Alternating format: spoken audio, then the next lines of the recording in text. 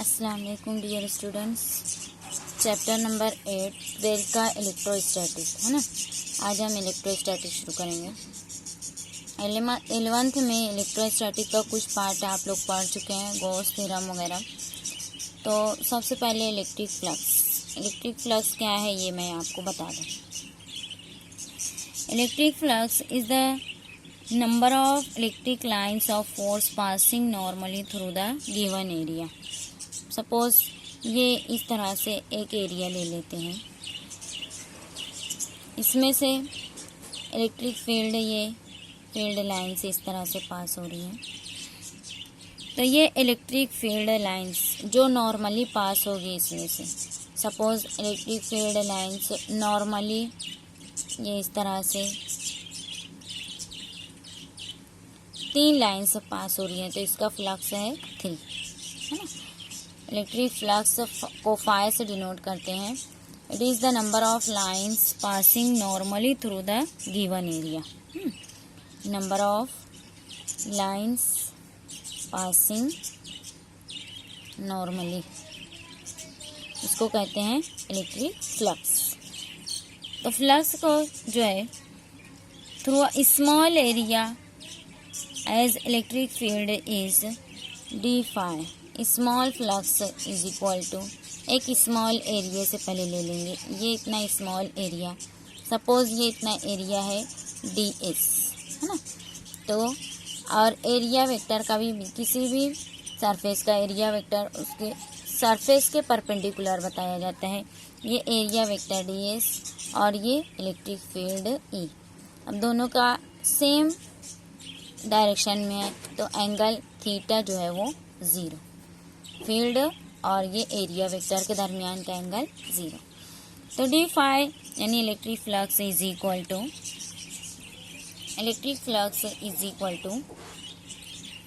E into D S, where E is electric field, D S is small area. अब अगर इसको हम solve करेंगे तो D phi is equal to E D S into cos of theta. यहाँ theta जो है वो 0 है और कॉस 0 जो है वो 1 के बराबर होता है, इसलिए ये हो जाएगी equation d phi is equal to into D S.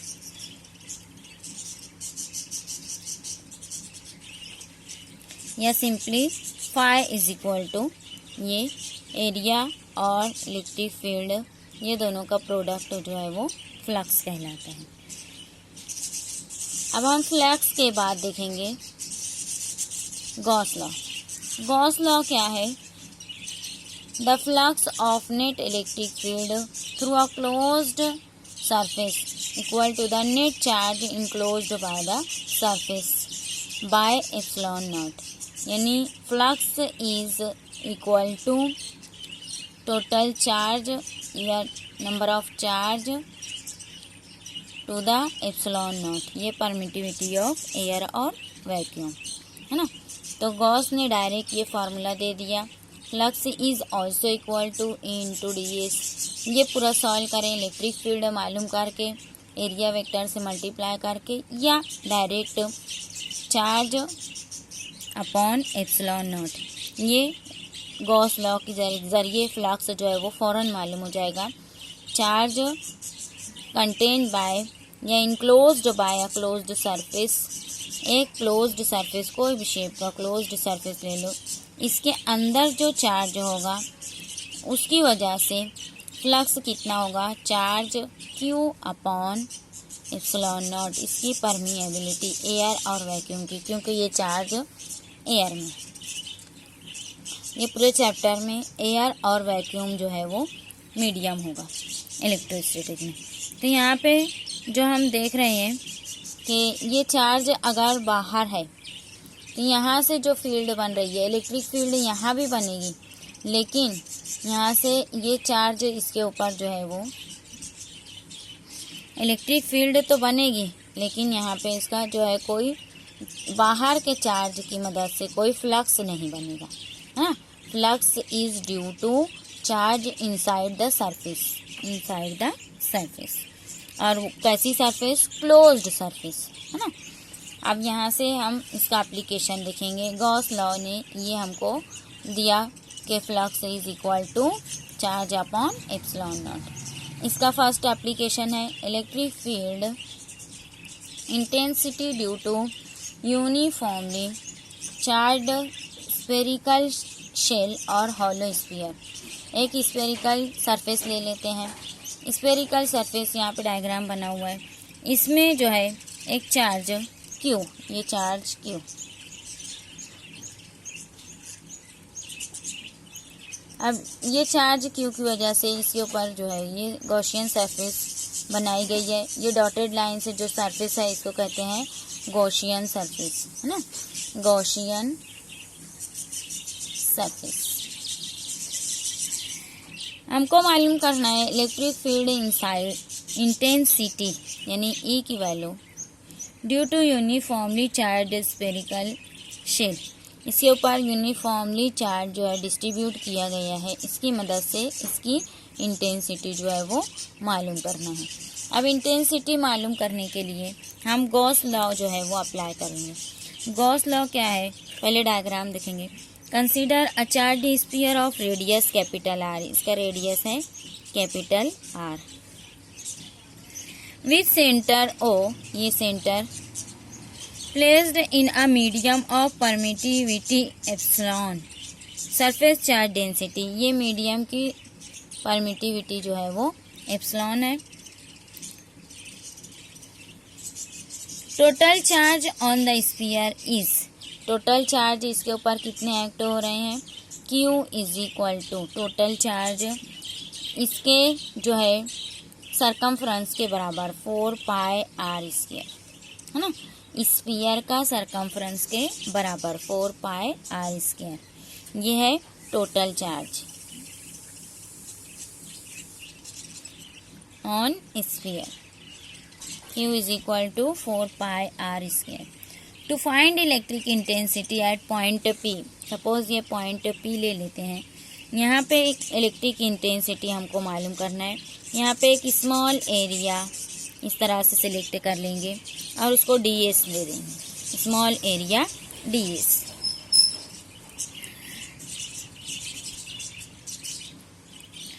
Electric intensity at point P, distance of R from the centre O, यहाँ सेंटर O से इसका डिस्टेंस है स्मॉल r, रेडियस है कैपिटल R और ये डिस्टेंस है small r। Let Gaussian surface is divided into number of identical small elements. ऐसे बहुत सारे एलिमेंट्स हम यहाँ पे जो है वो फर्ज कर लेते हैं, DS DS DS, इन बहुत ढेर सारे छोटे छोटे एरिया जो है अलग अलग उसको सिलेक्ट कर लेते हैं। फिर उसके बाद देखेंगे consider one such area around point P, flux d phi through area DS is. अब हम फ्लक्स मालूम करेंगे पहले। d phi through area DS is phi into या total flux phi is equal to E into DS।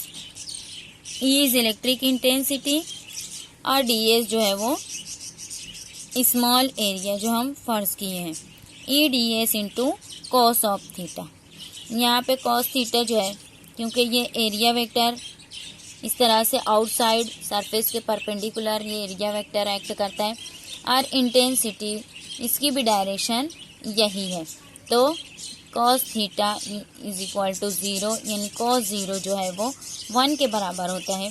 तो यहाँ पे हम लिखेंगे E into DS into 1, this is flux, है ना, ये d phi हमारा आ गया, this is flux for small area DS, है ना, d phi is equal to E into DS।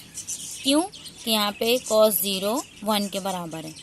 अब ये इक्वेशन नहीं, total flux through the Gaussian surface is, total flux phi is equal to integration of d phi, या total flux जो है वो d phi के बराबर है, या flux is equal to E into DS, ऐसे हम लिख सकते हैं। ये टोटल फ्लक्स है E into DX।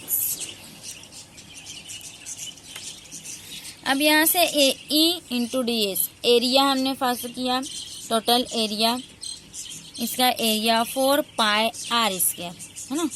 Total area कितना रहेगा 4 पाई, डी एस जो है वो 4 पाई आर स्क्वायर के बराबर, स्मॉल आर के स्क्वायर के बराबर, जबकि क्यू चार्ज किया है 4 पाई कैपिटल आर स्क्वायर। और ये एरिया है ना, टोटल एरिया डी एस जो है वो 4 पाई आर स्क्वायर के बराबर। तो यहाँ से फ्लक्स की वैल्यू लिखेंगे हम, flux is equal to E into D s, यानी E into 4 pi are square, small are square. Gaussian surface का जो रेडियस है वो स्मॉल आर, ये इसको हम लिख देते हैं equation number 1 by Gauss law. अब गॉस लॉ जो है वो अप्लाई करेंगे। गॉस लॉ क्या है, flux is equal to charge upon permittivity है ना, चार्ज अपॉन परमिटिविटी। अब यहाँ पे मीडियम की परमिटिविटी दी हुई है एप्सिलॉन, इसको इक्वेशन नंबर 2 लिख देते हैं। अब इक्वेशन फर्स्ट और सेकंड दोनों फ्लक्स फाई के बराबर है, तो उसको इक्वेट करने पर E 4 pi are square is equal to first and second equating, दोनों इक्वेशन को इक्वेट करने पर हमको मिला E 4 pi square into Q upon epsilon.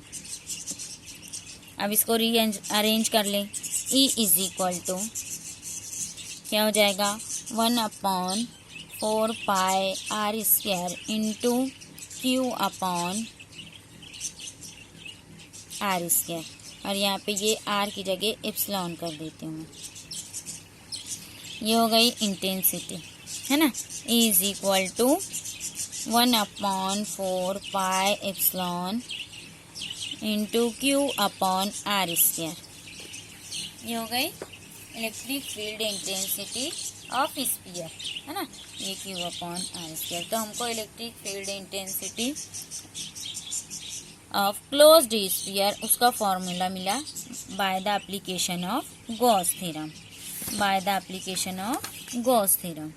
अब ये जो है चार्ज की वैल्यू अगर हम यहाँ पे रख दें, चार्ज टोटल चार्ज जो है वो 4 पाई कैपिटल आर स्क्वायर है ना, 1 upon 4 pi epsilon into total charge जो हम निकाले थे 4 पाई कैपिटल आर स्क्वायर और उसकी डेंसिटी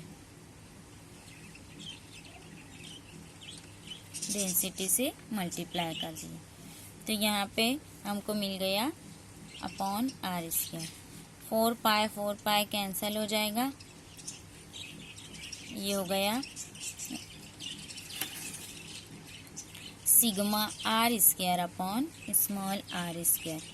तो ये भी एक फार्मूला हो गया इलेक्ट्रिक इंटेंसिटी, और ये 2 फार्मूले हमको मिले, electric intensity due to uniformly charge spherical shell, या एक स्फीयर के ऊपर यूनिफॉर्म चार्ज डिस्ट्रीब्यूशन से इतनी इलेक्ट्रिक इंटेंसिटी जो है वो प्रोड्यूस होती है। उसके बाद हम देखेंगे सेकंड एप्लीकेशन, सिलेंडर के ऊपर इलेक्ट्रिक चार्ज जो है डिस्ट्रीब्यूट करके गॉस लॉ अप्लाई करके इलेक्ट्रिक फील्ड इंटेंसिटी जो है वो ऑब्टेन करेंगे। अभी ये स्फीयर के लिए हमको ये फार्मूला मिला। अब कोई भी शेप की सरफेस ले लें, यहाँ पे चाहे कोन ले लें इस तरह से, चाहे क्यूब ले लें है ना, तो सरफेस के ऊपर डिपेंड नहीं होता है। इनसाइड अगर चार्ज है ना, तो ये इसका चार्ज जो है इसकी वजह से फ्लक्स जो है वो प्रोड्यूस होगा, और इलेक्ट्रिक फील्ड बाहर अगर चार्ज है तो इंटेंसिटी, इलेक्ट्रिक इंटेंसिटी या फील्ड जो है वो दोनों जगह प्रोड्यूस होगी, लेकिन फ्लक्स जो है वो सिर्फ अंदर जो चार्ज होगा, क्लोज्ड सरफेस के अंदर जो चार्ज होगा उसकी वजह से इलेक्ट्रिक फ्लक्स जो है वो प्रोड्यूस होता है। ये इतना याद रखेंगे।